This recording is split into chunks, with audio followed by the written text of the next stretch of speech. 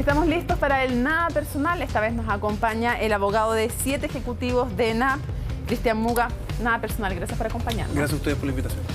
Abogado, hay hartas dudas técnicas sobre este caso. Tendríamos que explicarlo en general, que tiene que ver con si son o no responsables sus clientes, entre otros, porque podrían haber muchos más, de la contaminación en Quintero, no de la del día a día, sino que específicamente además de la crisis que se vivió y que la gente también recuerda. Entonces quiero hacerle algunas preguntas súper concretas para después ir a temas como más de desarrollo.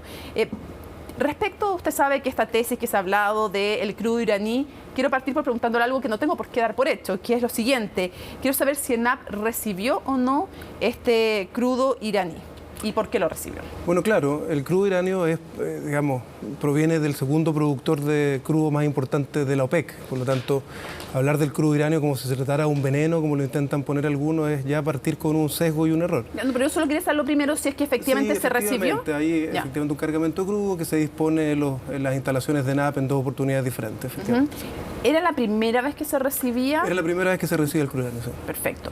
Segunda pregunta, después le pregunto sobre las implicancias, pero ¿se usó o no finalmente una espuma para bajar el nivel de ácido sulfídrico que tenía ese petróleo iraní? No estoy diciendo si eso es correcto o incorrecto, solamente quiero saber si es efectivo o tal vez no es verdad que se usó. No, eso no es verdad. ¿No es verdad que se usó una espuma? No, yo lo puedo explicar cuando usted me permita desarrollar la idea y con mucho gusto lo hago, pero eso no es verdad. No, dígame. No, lo que ocurre es que hay una confusión.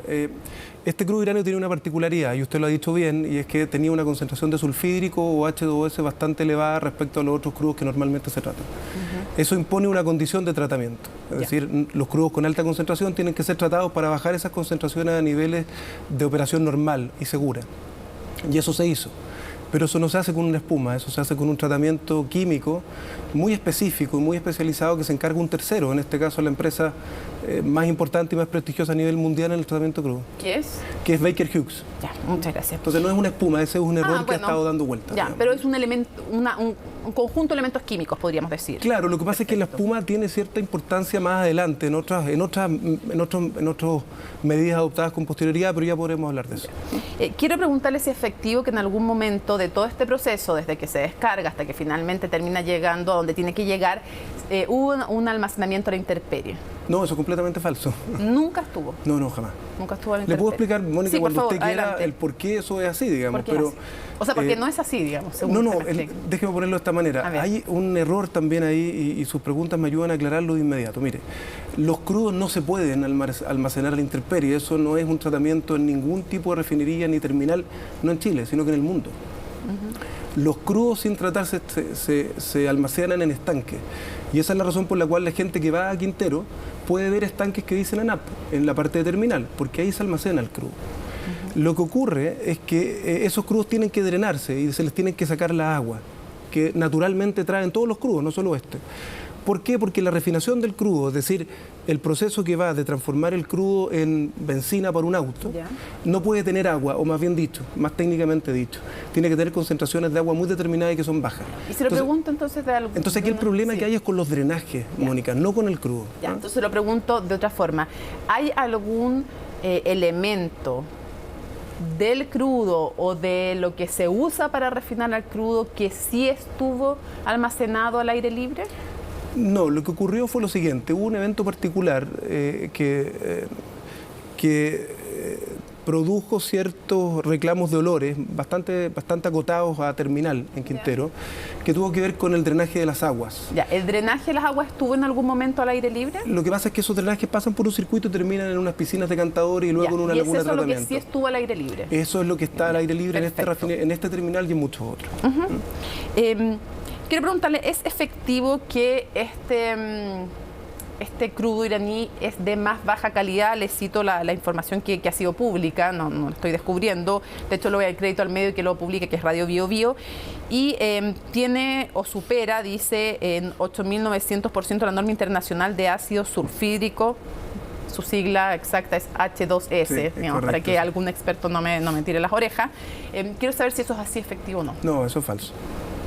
El crudo de uranio es un crudo, le decía al inicio de esta entrevista y se lo agradezco nuevamente, este es un crudo que se comercializa en todas partes del mundo, que tiene restricciones de carácter comercial impuestas por Estados Unidos, pero que no tiene nada que ver con la calidad del crudo. Este es un crudo que se vende en Europa, que se vende en Asia y que se vendió incluso en Estados Unidos por muchos años. El tema del ácido sulfídrico, que usted nota bien, tiene que ver con una cosa distinta, tiene que ver con bajo qué concentraciones el crudo tiene que ser tratado de una forma o de otra. Por sobre ciertas concentraciones se tienen que adoptar procedimientos especiales y de alto cuidado.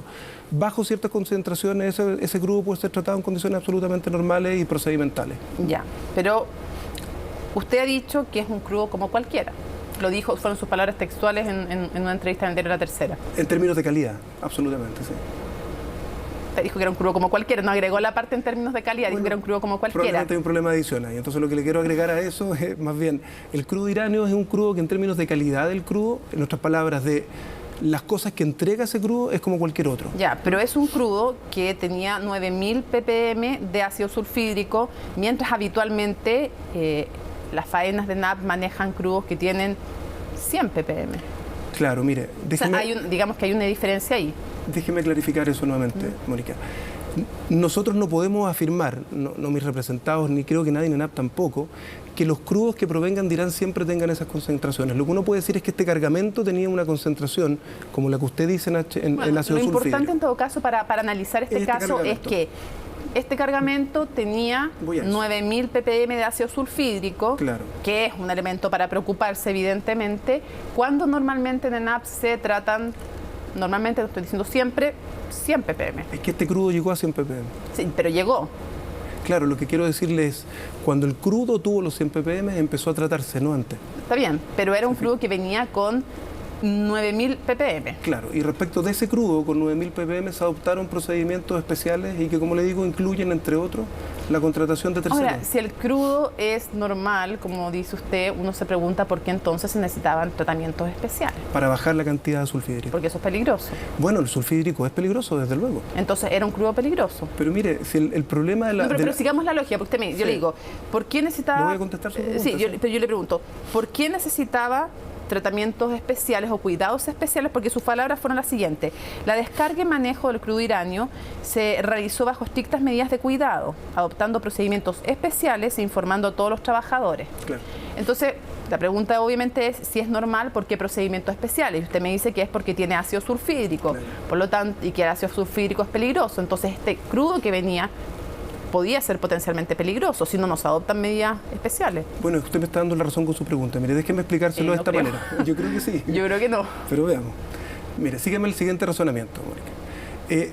El manejo de sustancias peligrosas en Chile ocurre a diario, o potencialmente peligrosas. Usted y todos nosotros vemos, por ejemplo, camiones todos los días en las carreteras con estos estanques en en acero inoxidable que transportan ácido sulfídrico para diversas faenas, mineras, industriales, en fin. El ácido el ácido sulfídrico es un ácido tremendamente peligroso. El ácido El ácido sulfídrico es tremendamente peligroso. Claro, a mayor concentración de ácido sulfídrico, mayor peligro. Claro, lo que estoy queriendo decir... Por lo tanto, un petróleo, porque para que sigamos también el razonamiento, por lo tanto, un petróleo con mayor concentración de ácido sulfídrico es potencialmente más peligroso que uno que tiene menos. Claro, pero es que a eso es lo que voy. Por lo tanto... Pero eso estamos de acuerdo. Cotidianamente, en todas las áreas industriales, mineras y en distintos sectores se manejan elementos y compuestos con cierta característica de peligrosidad. ¿Qué es lo importante, en realidad, Mónica? Es qué hace usted para que esos elementos potencialmente peligrosos dejen de serlo. Pero estamos de acuerdo que a mayor concentración de ácido sulfídrico, mayor peligro potencial. Exponerse al ácido sulfídrico en altas concentraciones, desde luego. Un elemento, si yo le digo que este vaso tiene mayor concentración de ácido sulfídrico que el suyo, usted va a convenir que este es más peligroso y que hay que tener más cuidado con este vaso que con el suyo. Sí, absolutamente. Perfecto, en eso estoy diciendo. Entonces había que tener más cuidado con este petróleo que con otro que tuviera menos ácido sulfídrico. Y eso se hizo, efectivamente. Esa es la pregunta, porque no todos están de acuerdo con que eso se hizo. La pregunta es si eso se hizo, eso es lo que tiene que investigar la justicia. Bueno, eso es lo que se está investigando y respecto de eso me parece que es absolutamente claro que esas medidas se tomaron. Y uno podría, claro, porque yo podría decirle muchas cosas que hablan precisamente del manejo de los procedimientos. Le voy a poner un ejemplo. Sí. Déjeme ponerle dos ejemplos simplemente, antes que me haga otra pregunta. El primero es la contratación de esta empresa que lo que hace es rebajar a cantidades aceptables y seguras el ácido sulfídrico. la primera. ¿Y no podía haber un problema? Bueno, usted entenderá que cuando uno contrata un tercero para que haga procedimientos que son su especialidad, ese tipo de preguntas se le conducen a él. No, yo sé, pero ¿no sería una responsabilidad de NAP también? Porque ustedes, cuando digo usted me refiero porque está representando a la empresa, entiéndame en ese sentido. ¿No sería responsabilidad de NAP si es que contratan a alguien y en ese proceso hay problemas? Voy a eso. Todos los indicadores y todas las mediciones que se hicieron posterior a la inyección del secuestrante arrojaron que el procedimiento bajó los niveles de sulfídrico a niveles absolutamente seguros y aceptables. ¿Según quién? Según las mediciones y según quién? los estándares internacionales. ¿Según las mediciones de NAP? No. De la propia empresa encargada del procedimiento, como que también estaba contratada por ENAP. pero también de laboratorios independientes. ¿Quién los pagaba? Mire, ENAP. No, lo que quiero decir es que ¿Cómo? si el cuestionamiento... ¿Y quién los va a pagar si no era ENAP? Bueno, hay una relación contractual que es mucho más larga de explicar. Pero, lo que le quiero son decir gente finalmente dependiente de ENAP, si están trabajando para ENAP. No, son laboratorios independientes. Lo que ¿Pagados por? Bueno, en ese caso fueron pagados en el contexto de la contratación a esta empresa que inyectó el secuestrante. Ya. Ahora, ¿de verdad podemos dudar del resultado de un examen de laboratorio o de un test de laboratorio por el hecho que él lo paga? Cuando se trata de valores más o valores menos, que son compuestos químicos y reacciones químicas, me parece, Mónica, que llega... ¿No es muy coincidente que justo llega este petróleo, que no es el habitual que tiene NAP, y se produce un proceso de contaminación? No pudo haber llegado al aire que respiraron, no necesariamente los trabajadores, sino que de lo que se llevó en otra dirección, elementos contaminantes. Déjeme respondérselo de dos maneras. Es coincidente que justo cambia el tipo de petróleo. Déjeme respondérselo de dos maneras distintas. Primero, ninguna de las personas que estuvo involucrada en las maniobras y que por lo tanto en su ejemplo los vasos estuvo más cerca del vaso con sulfídrico, resultó con ningún síntoma. ¿Qué pasa si esto se va al aire y lo que está en mi vaso se va hacia otra gente? Se supone que la persona que está más cerca del vaso lo respira primero que la otra gente. Primer elemento que lo dejo para que usted lo piense. Y lo segundo es lo siguiente, y para que lo piense la gente que está escuchando esta entrevista. Además, que es lo mismo. Mire, que piense yo. El día 24 de agosto la autoridad ambiental paralizó todas las faenas de Terminal Quintero. Entre el 24 de agosto y mediados de septiembre se produjeron 1.250 casos de personas afectadas por los mismos síntomas que estaban antes. Lo cual podría querer decir dos cosas. Entonces, podría querer decir dos cosas, abogado. ¿Cómo jugamos con ese? Le respondo. ¿Cómo hacemos jugar esta información? Eso podría querer decir dos cosas. O uno, que NAP no es nada responsable, o dos, que son varias las causas y que varias pueden estar confluyendo y entre ellas puede estar NAP. Bueno, lo cual no deja de ser responsable NAP, pero se nos va a acabar el tiempo. Y yo quiero hacer una pregunta. ¿Cuál es la responsabilidad de NAP en el episodio de contaminación, según usted, y por ende de los ejecutivos de la empresa a los cuales usted representa? Mire, lo que yo le puedo decir, de acuerdo a lo que está en esta carpeta de investigación, es lo siguiente. Y esto lo han dicho las autoridades, lo ha dicho la Corte Suprema, lo han dicho muchos entes distintos, laboratorios internacionales. La situación en particular de la Bahía de Quintero está afectada por fenómenos que son multicausales. Ya, uno puede ser NAP. Desde luego, pero lo que le quiero decir con eso es, si no se adoptan decisiones que sean también multifocales, no hay ninguna posibilidad de resolver ni entender el problema de la Bahía de Quintero. Pero eso no le quita necesariamente, eventualmente, responsabilidad penal a los encargados de NAP. No, eso es ya entrar en otra discusión, Mónica. Respecto a la responsabilidad penal, le puedo asegurar que nos asiste la absoluta convicción de que ninguna de las personas que está involucrada en esta investigación tiene responsabilidad en los hechos penalmente hablando. ¿Por qué? Porque estos delitos ambientales, como los que se están investigando, requieren intención, Mónica. Ya.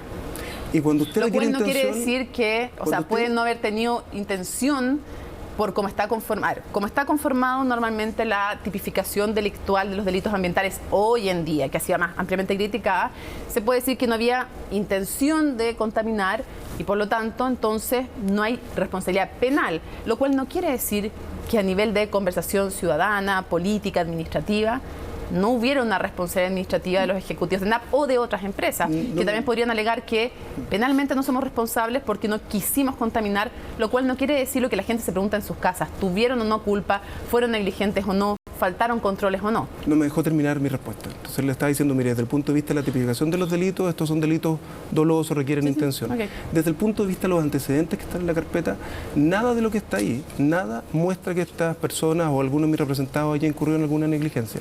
Ni siquiera eso. ¿Usted dice de acuerdo a la carpeta de investigación? Efectivamente. Ya. Y para cerrar una sola cosa, la contaminación existió. ¿Qué la causó? Mire, Me gustaría poder tener esa respuesta. Sin embargo, lo que yo le puedo decir es que en la carpeta y en las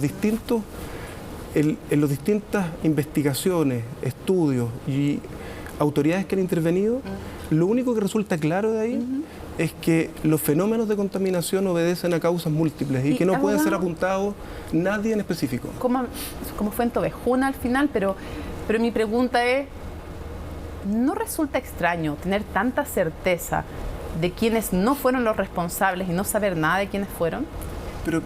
Pero si da cuenta, mire, usted me está poniendo en esta siguiente situación, me está diciendo, mire, usted viene aquí a representar los intereses de personas imputadas en una investigación, a contar cuál es su versión y cuál es su defensa, pero también me tiene que decir cuáles son las causas. Yo lo que le estoy tratando de explicar... No, yo digo que es extraño.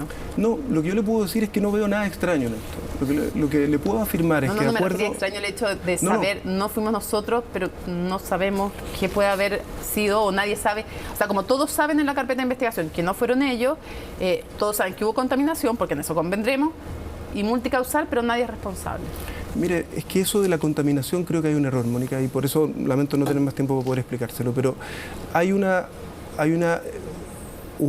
diferencia enorme entre afirmar que hay contaminación y que existe... la crisis, me refiero a esa crisis, a eso me refería con contaminación, claro, lo que quiero decir, la crisis de ese momento. Lo que quiero decir con eso es, mire, respecto de esa crisis en particular, ninguno de los procedimientos que se estaban adoptando en ENAP, ni en Quintero, ni en Talcahuano, tienen incidencia. Eso es lo que le puedo decir. Ya, pues, abogado, esta investigación va a seguir avanzando, así es que vamos a tener seguramente otra oportunidad de conversar. Con mucho Nada gusto. Personal. Que esté muy bien, ¿eh? Gracias por habernos acompañado. Hacemos una pausa, marca registrada y ya estamos de regreso.